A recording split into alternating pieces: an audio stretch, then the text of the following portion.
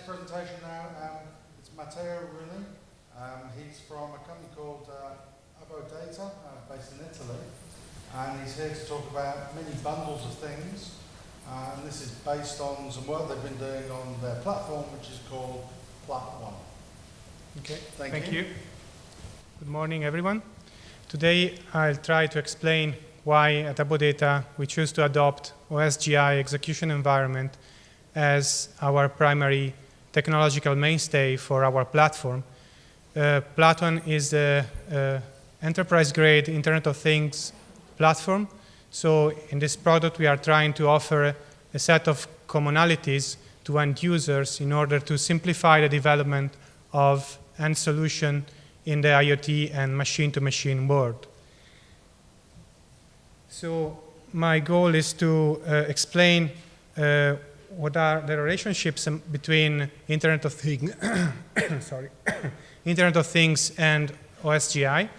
Then I'll try to explain what is our feedbacks after several years of hands-on activities in OSGi. And finally, I'll skim over a series of lessons learned using this technology.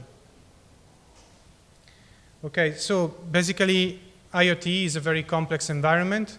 The goal that we have to fulfill is to provide a set of very different protocol normalization processes. We have to deal with several protocols and internetworking technologies in order to backhaul the data from remote fields to the cloud infrastructure. And this is performed giving a set of drivers, in a way, we call them smart plugin, that normalizes and establish a reliable two-way communication link between the end user's application and the field devices. IoT horizontal platforms are a very high multi-tenant environment, so several end users, several tenants can deploy their solutions in just one platform instance. And so we have a lot of services that come and go, depending on the life cycle of each tenant service. So it's very difficult to ensure that this platform can fulfill all the requirements for the different end users that operate within the instance of the platform. So the basic idea in order to tame this complexity is to apply what we could call a reductionist approach. I first met reductionists when I was a freshman in physics, and in that case, reductionism was used in order to explain the reality and the complexity of the universe in terms of elementary particles and forces.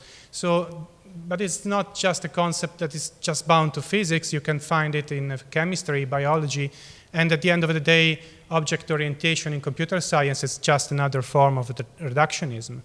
So the goal is to reduce the complex system that you have to develop into elementary components, and as soon as you can reduce the system into elementary constituents, then chances are that you are able to tame complexity and understand the relationships and interactions among different system constituents.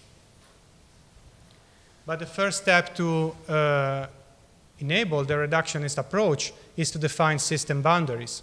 So when we started the development of Plat.One, and this dates back to 2006, our first goal was to determine what was the best execution environment that we could choose in order to apply the reductionist approach. And of course, OSGi came out to be very good at defining system boundaries. This is the main reason why we choose to adopt it as our core technology. And OSGi is very good at defining boundaries, and it's very good at turning a bunch of method call into a service. So basically, a service is at the end of the day is just a method call. It doesn't have to be remote, for instance. It's not a matter of web services or remote procedure call. But the point is that you have to leverage a set of loosely coupled and distributable pieces of code in order to deploy your basic functionalities across different tiers of your solution. And this is, of course, something that you cannot achieve using just standard access modifiers and Java archives. You need something more powerful than that. And as I said, OSGi has a very interesting feature that is to be able to run in hardware-constrained environments. Of course, we could use something like Spring to achieve this goal, but then it would be much harder to embed Spring within an edge router or an edge gateway. So OSGi provides this additional degree of flexibility when it comes to develop and embed services within hardware-constrained environment. So let me clarify this, explaining a little bit the overall architecture of our platform. But I think that this kind of architecture is shared among different kind of IoT platform, not only by Plat.One. Okay, we have basically a two-folded problem. I mentioned already that we have a southbound problem where we have to normalize a big amount of protocol and internetworking solution. And we have to backhaul all this data to the cloud infrastructure using this protocol normalizer. And then we have to somehow enrich the data that we gather, providing data augmentation, data tagging, clusterization. And then we have to trudge our way all across the platform in order to reach the northbound set of functionalities where the end user doesn't want to consume raw data records. He wants to consume business objects. So he's interested in cars, trucks, smart building. He doesn't care about the temperature measurement coming from that specific sensor or the energy consumption coming from that particular room. He wants to consume already prepackaged data set in order to simplify the development of his application or his solution. So if I speak about the protocol normalization in the southbound problem, or I speak about the northbound domain-specific services, the common factor is dynamicity. Because if we want to provide an environment where I can add a new protocol driver at runtime in order to onboard a new technology or a new protocol in real time without stopping and restarting my system, for instance, or I want to deploy a new set of APIs, or an end user or a tenant wants to deploy a new set of APIs to build a new domain-specific set of interfaces to consume and accessing resources within the platform, then all these steps must be dynamically provided. I can install and withdraw the service at any time in the lifecycle of the platform. And if I speak about specific protocols like capillary networking protocols like Zigbee, 6LoWPAN, wireless and bus, the protocol normalization process must be performed as close as possible to the devices. So chances are that I have to deploy the smart plugin that normalizes the protocol within an edge router or an edge gateway, where I have specific hardware constraints to agree with. And another important aspect is that end users and tenants operating on the platform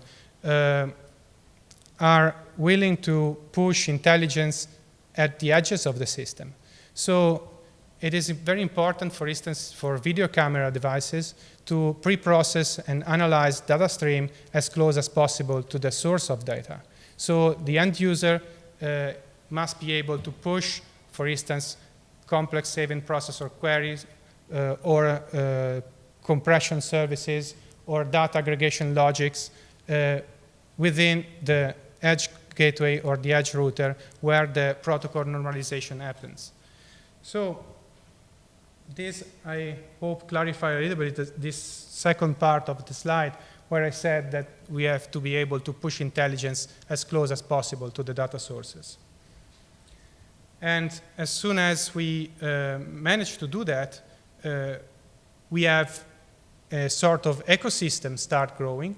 And this ecosystem can be made of system integrators that are able to add new protocol normalization drivers, and solution provider, application provider that leverages the data coming from these networks and protocols in order to build verticals and solutions. And all these actors play their role within a single instance of the platform. And this is very interesting because these scenarios enables very attractive business models. For instance, in telcos operators, they want to resell machine-to-machine and Internet of Things-based services to system integrators or solution providers, providing this kind of services from their cloud infrastructure. So they can have this kind of platform in place, and they can resell this kind of services to system integrators and end users.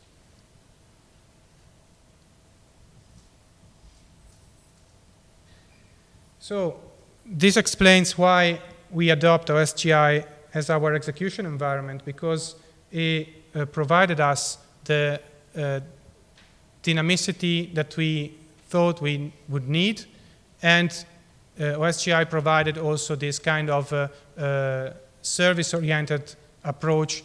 And as a matter of fact, OSGi forces you to be modular. And if you do not comply with this requirement, then things simply do not work. So it's quite convincing. Okay, and so let me recap the benefits that we saw in OSGi. As I said, it was the first time we met a factory partner that effectively worked it. So as a matter of fact, you are able to get rid of new operator in many cases, so reducing the hard-coded wiring between components and modules. And this is a good way to establish the boundaries that I mentioned in the reductionist approach. You have a series of modules, and you get these modules interacting based on what you write down in the manifest and component files. And using this approach, you have a sort of brokerage between service provider and service consumers. And this brokerage allows you getting rid of the new operator with all the benefits that we'll see. As I said, the key aspect is that you can embed OSGi execution environment in hardware constrained device. So you do not have to rewrite from scratch your services when it comes to deploy them in an environment a little bit different with respect to full-fledged server that you have on cloud side. Then, of course, we get the solution for jar hell for free, at least if you configure correctly your manifest. Then we have sort of dynamicity. In our experience, dynamicity is something that is not given for granted just because you use OSGi, but at least OSGi enables dynamicity in terms of services. And then, as I said, the declarative service approach in OSGi automatically enables some, let's say, architectural pattern that we needed. For instance, the concept of protocol drivers. So if I develop the abstraction layer that normalizes the machine-to-machine protocol in terms of a set of declarative services, then I can install new services at runtime in order to start normalizing and acquiring data from new kind of data sources. And the good point is that we are able also to provide an SDK to let our partners and our system integrators and our customer to develop these kind of drivers on their own. So in this way, we can create a lock-in free environment where you just download an Eclipse SDK, you can start developing your personalized network drivers in order to onboard your preferred technology.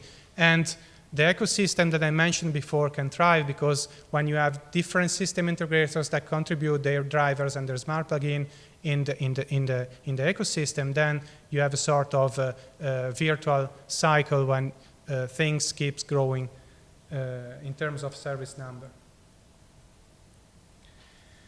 In our experience, OSGi is very mature. We integrated many external libraries and external frameworks within our solution. during these years. And more or less, we never experienced a showstopper in this process. So we were able to integrate ActiveMQ for JMS communication, Camel, Apache Camel, Cayenne for ARM-based database access, CXF, DBCP, and many other frameworks. Of course, probably because we were not very skilled at the beginning, it was quite hard to get them up and running in a snap. But at the end of the day, we managed to have them integrated without a lot of pain.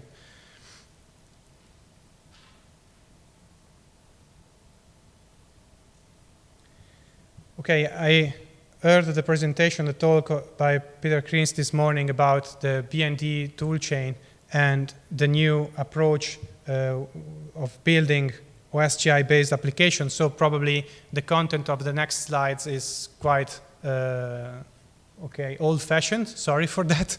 But we started with the PDE toolchain within Eclipse, and we found it quite satisfactory to build a new product from scratch using Eclipse. So basically, you start with the implementation, and sooner in the process, you have the need to extract your product from Eclipse. So you can migrate from debugging to production. And this problem is quite big, and we faced it in at the very beginning of our deployment evolution, because we had this bunch of bundles within Eclipse, and we were able to debug them and to have the system up and running. But when it came to extract an artifact and deployable artifact from Eclipse, it took us some time to realize that we needed a feature and a product-based approach for that. It was not very documented at the time, and the process was not that linear. And I think that the benefit of the Unroot project is to solve exactly this kind of a situation where I face a lot of bundles and I have to package them in a deployable artifact that I can just run with Java -jar command. But at the end, we figured out that the product and feature-based configuration management of Eclipse was exactly what we needed. So basically, it is possible to start with your launch configuration that you use to debug within Eclipse your projects. And using the launch configuration, you create a feature project, which is more or less a sort of menu containing all the dependencies of your product that you want to deploy. And then you can also associate a product to this feature. And the product summarize concepts like launch parameter for the JVM, special configuration for the icon that you want to attach to executable, and many other aspects that you can use to extract a full-fledged and standalone executable out of your project. And also different target platforms can be selected in the process of extracting the final deployable artifact from Eclipse. And it is possible to download what they are called Delta Pack from the Eclipse site. You can install this Delta Pack, and then you have the chance to pick and place the target platforms that you want to support in your product. For instance, Linux, Windows, Mac, and so on and so forth. And it's very easy to get them in place. And the good thing is that all these steps can be automated. So the sooner you put in place an automated build environment to have this product automatically generated overnight, the better, because in our experience, this helps a lot in spotting problems lurking within projects or manifest problems, because as soon as you extract the building of your product and you put it in a dedicated server, many problems emerges, so you have the chance to correct them in a very effective way and early in the development stage. So it is possible just to use a simple tool as Ant to perform automatic build. Yes? I have a question. Is this truly headless, or do you need an X server or something like that to run Eclipse that way? Do you need an X server or something like that to run that on a headless server? No, we just use an ant file, and we schedule the nightly build operation using a scheduler for it. Windows machine. We support nightly build in Windows and in Linux, and we for the sake of having different systems building our system, we adopt one Linux box and one Windows box to perform nightly builds. But it's just ANT and PDE instructions.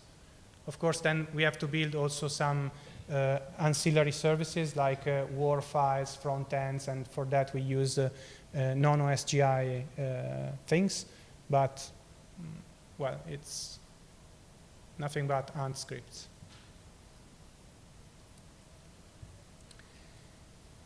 And,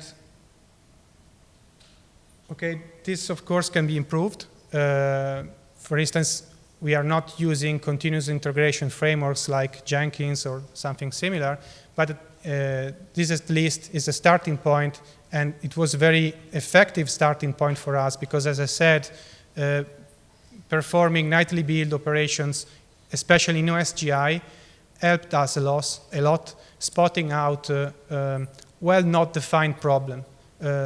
So many times, it happens all the time that everything works as expected within your workspace or within your laptop, but as soon as you try to extract an artifact or extract a standalone product, then mysteriously you have to face class cast exceptions, linkage error that quite mysteriously continues popping up in the production environment. So addressing this automated build aspect in the project is very important from the very beginning. So what we learned during these years of development. Okay, so probably the first and most important point is to keep separate interfaces with respect to implementation. Probably I'm saying something trivial, but this is probably the most important point that we got. This is why if you have a bundle providing an interface, let's say bundle A, then we have bundle B consuming that interface, and we have bundle C that provide an interface. If you apply this sort of pattern, let's call it in this way, you can refresh and update bundle C without affecting bundle A, who is consuming the interface provided by B. So in this way, you get along with the dynamicity in a more sustainable way. If you put your interface together with the implementer, then as soon as you dare issuing the refresh command, basically all the system restarts, at least for critical bundles and critical core components. Then the second point is, well, at least in our experience, is not that handy to deal with thousands of bundles.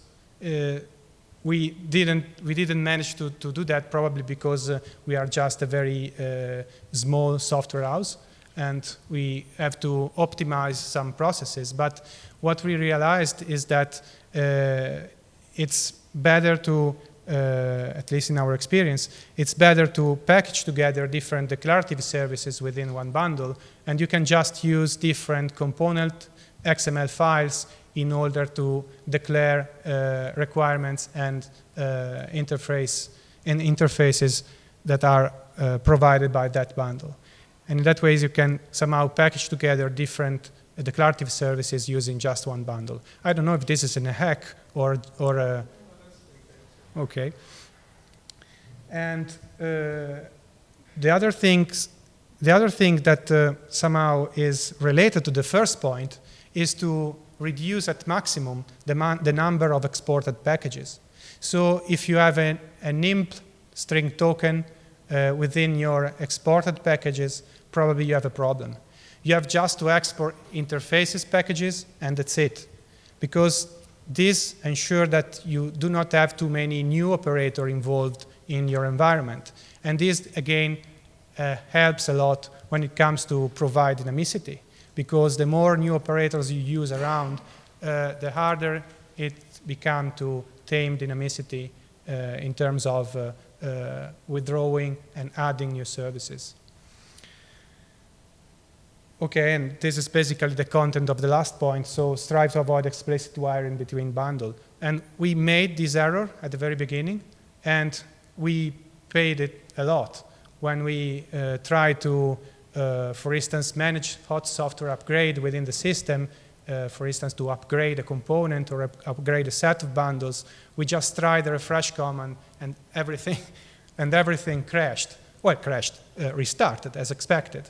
Then realized that we just used in the wrong way the OSGi infrastructure, and we start adopting these points here in order to have this higher degree of dynamicity in place.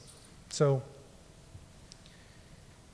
don't use new operator when possible.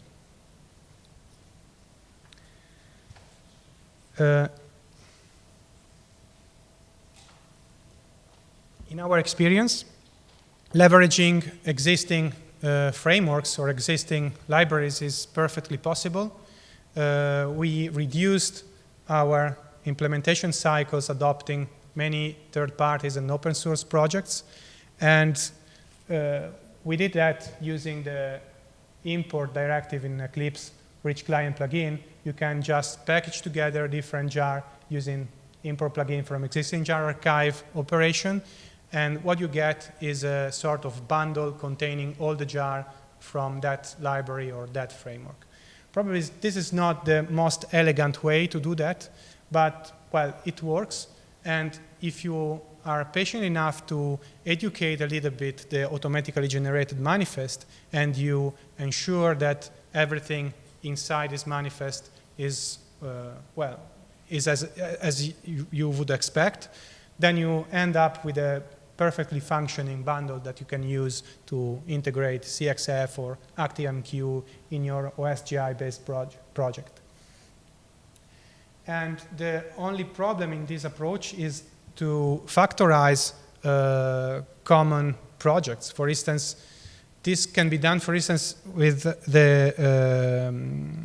the review of the manifests that are automatically generated. As an example, both CXF and ActiveMQ export the same set of packages because they have these kind of packages in their guts. So it is very important that you manage importing your exports or these kind of approaches in order to deal with potential class cast exception generated by these third-party bundles.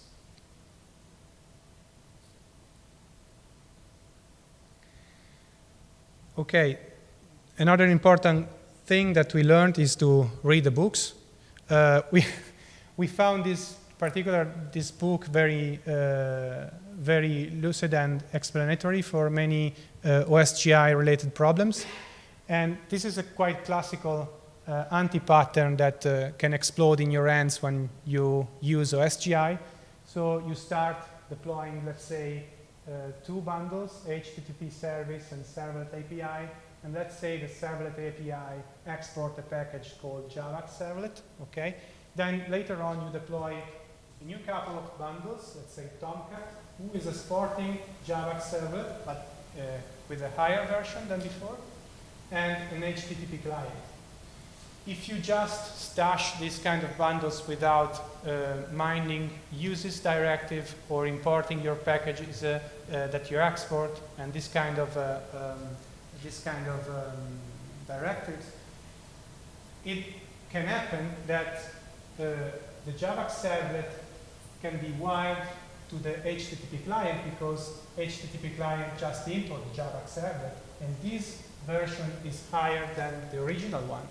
And if this situation is triggered, where you have this guy imported and this guy imported at the same time, due to the fact that two different bundles have two different class loaders. The two instances loaded there are basically different.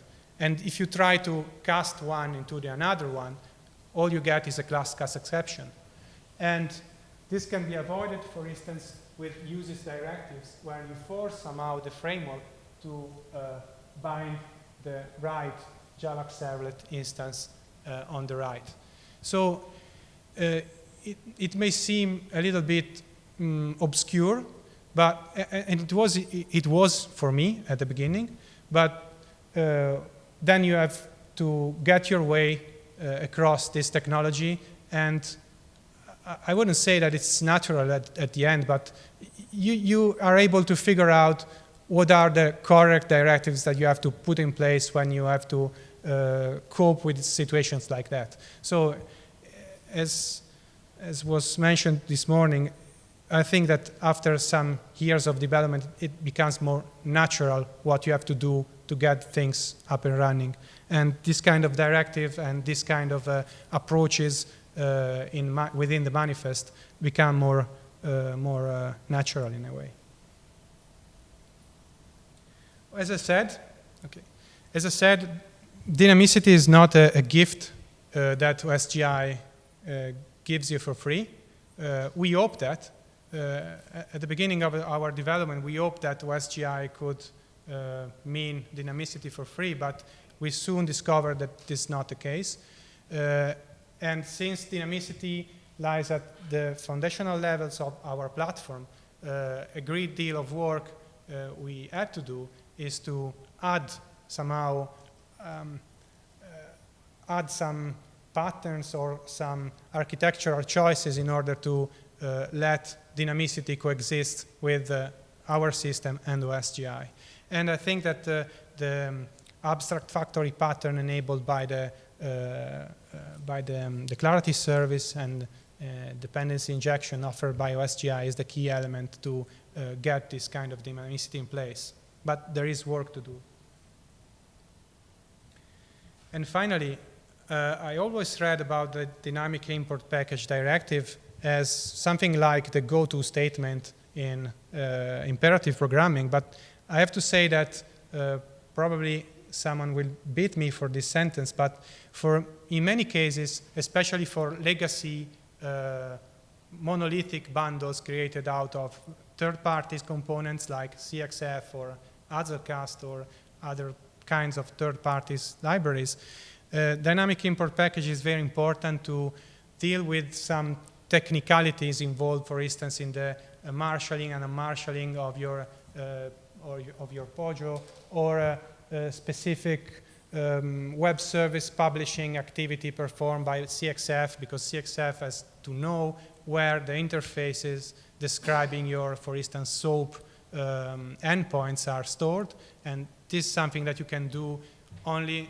using dynamic import package. Just because if you want to publish endpoints in SOAP dynamically, you cannot put the information, the qualified name of your interfaces within the manifest, because you don't know at compile time what these interfaces will be. So you have to rely on this kind of hacks in order to have this dynamicity in terms of CXF, for instance. But, of course, I'm not saying that dynamic import are good. I'm only saying that we use them in very specific situations, but always we do not use them in development bundles. So we use dynamic import in not sealed bundles, so third-party libraries, frameworks, but we do not use in production, in development bundles. So in that kind of bundles that we develop on our own. In that case, dynamic import is a no-no, because that spoils completely the goal of OSGi modularization, flattening the class space. Okay, that's it. If you have any question.